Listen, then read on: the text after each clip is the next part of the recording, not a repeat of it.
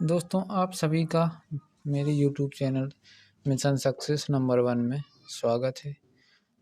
आज हम देखेंगे कक्षा 10वीं का 26 फरवरी 2022 को जो पेपर हुआ है सामाजिक विज्ञान का, उसके वैकल्पिक खाली स्थान सही जोड़ियाँ शत और जो क्वेश्चन आए हुए हैं वो किस प्रकार आए हुए हैं और उनके आंसर किस प्रकार हैं, ये हम इस वीडियो के माध्यम से देखेंगे। चलिए तो स्टार्ट करते हैं आपका ज़्यादा समय ना लेते हुए।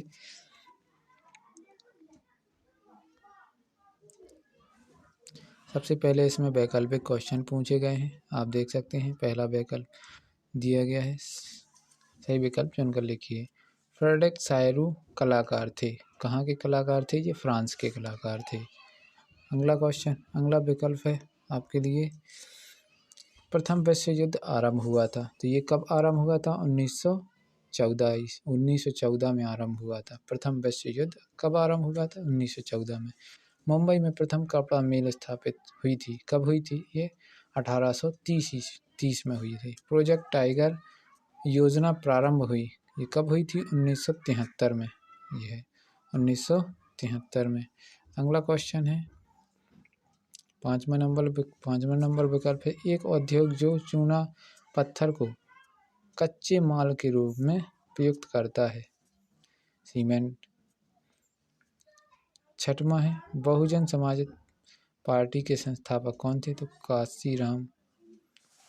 अब चलते हैं रिक्त स्थानों की ओर। दूसरे नंबर क्वेश्चन में है आपके रिक्त स्थान। पहला है फ्रांसीसी कलाकार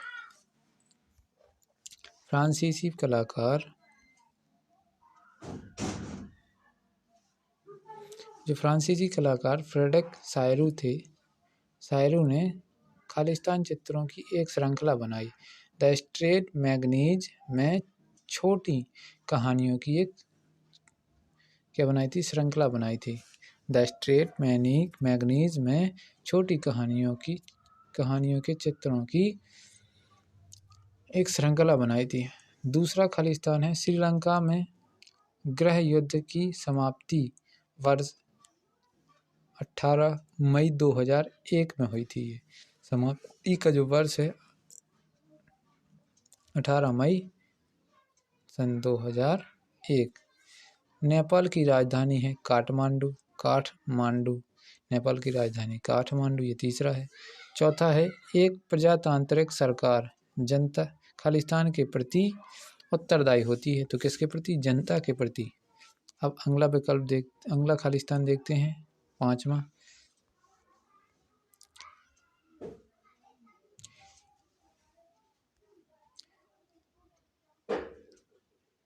ये तो वही है, सॉरी।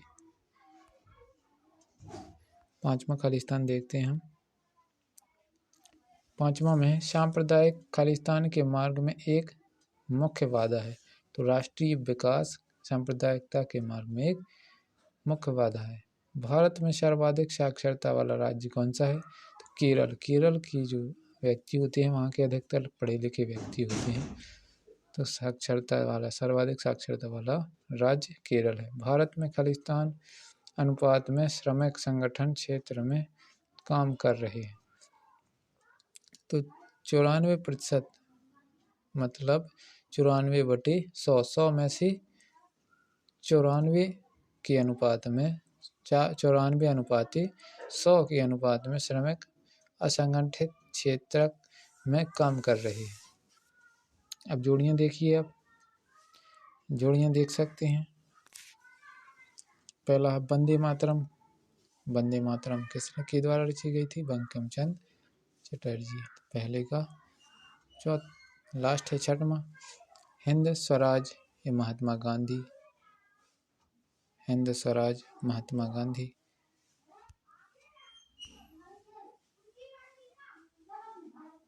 हिंद स्वराज महात्मा गांधी। गुलामगिरी ज्योतिबा फुले। गुलामगिरी ज्योतिबा फुले। प्रेम कानून की पुनर्समीक्षा, इसका उत्तर है चौथे का। तीसरा, गवर्नर जनरल बैटिंग भारत में वैश्वीकरण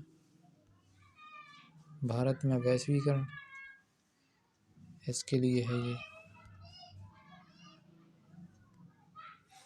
भारत में वैश्वीकरण 1991।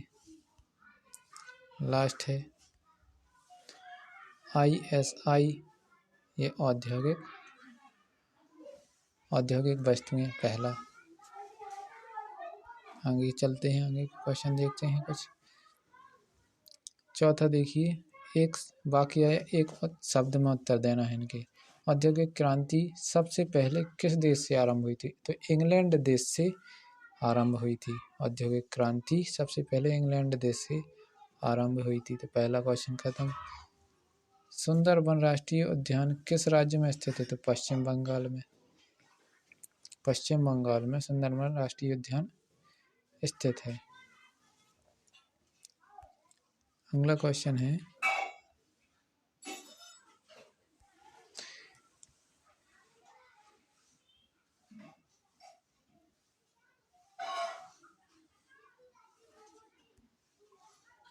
ये खत्म है। तीसरा देखते हैं। बांधों को आधुनिक भारत के मंदिर किसने कहा था? पंडित जवाहरलाल नेहरू ने बांधों को आधुनिक भारत के मंदिर कहा था। भारत की 2 खाद्यान्न फसलों के नाम लिखिए। तो भारत की 2 खाद्यान्न फसलों के नाम कौन कौन सी हैं? गेहूं और चावल। अगला क्वेश्चन 5वां है।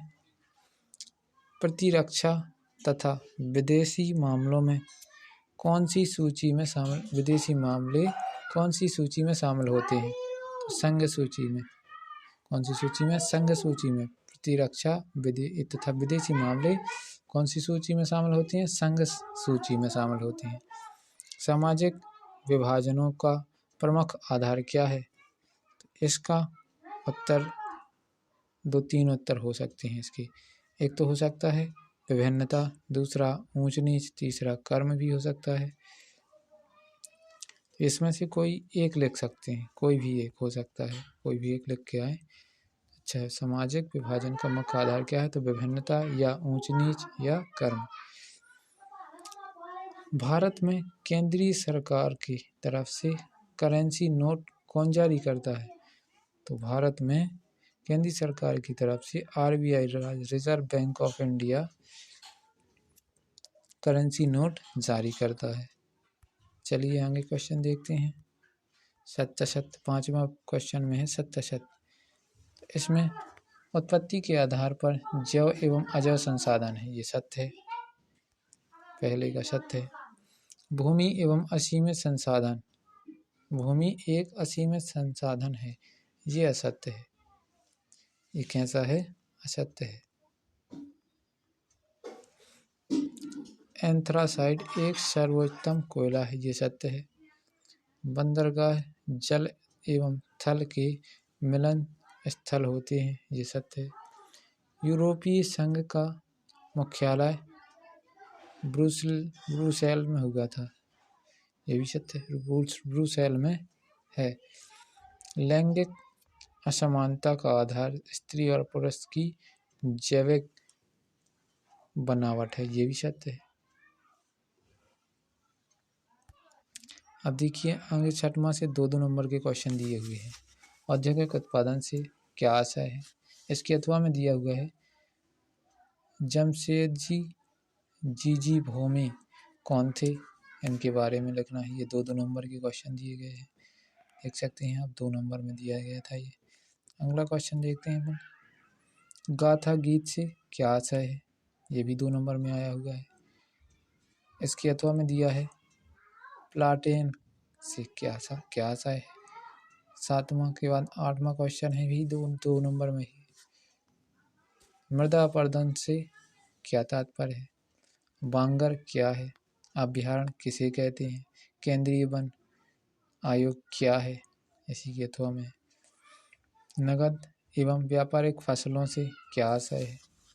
इसके अथवा में है जूट को सुनहरा रेशा क्यों कहा जाता है? 11वां समरूप समाज से क्या आशय है? अगला है अश्वेत शक्ति आंदोलन से क्या आशय है? 12वां, लोकतंत्र में निर्णय लेने में देरी का कारण लिखिए। इसका अथवा में आर्थिक विकास किस कारक पर निर्भर करता है? 13वां, मुद्रा क्या है? इसके अथवा में किसके विकास के लिए ऋण की भूमिका लिखिए। वैश्वीकरण क्या है? इसके अथवा में बहुराष्ट्रीय कंपनियों से क्या आशय है? कालाबाजारी क्या है? सूचना का अधिकार किसे कहते हैं? 16वां है स्टेपलर्स, रोलर्स तथा कॉर्डिंग से क्या आशय है? इसके अथवा में 1840 के दशक के बाद रोजगार की स्थिति का विश्लेषण कीजिए। 17वां है हमें खनिजों के संरक्षण की आवश्यकता क्यों है? ऊर्जा के परंपरागत संसाधनों को उदाहरण सहित लिखिए। आधारभूत उद्योग से क्या आशय है? उदाहरण दीजिए। अथवा में है इसके जल प्रदूषण नियंत्रण करने के 3 उपाय लिखिए। अब ये 3-3 नंबर में चलने लगे हैं। राजनीतिक दल से क्या आशय है? राजनीतिक दल की कोई 3 विशेषताएं लिखिए। 20वां क्वेश्चन है दिए गए भारत के मानचित्र में अभ्रक तथा मैंगनीज के क्षेत्रों को दर्शाइए। पहला अजमेर, जहांगीरबाग, बालाघाट, सुंदरगढ़। इनको हमें मानचित्र में दर्शाना है। ये मानचित्र हमें मानचित्र दिया गया था, उसमें दर्शाना था। भारत के मानचित्र में ऊर्जा और परंपरा स्रोत के बीच क्षेत्रों को दर्शाइए। इन स्रोतों को दर्शाना था ये जहाँ पर ये पाए जाते हैं।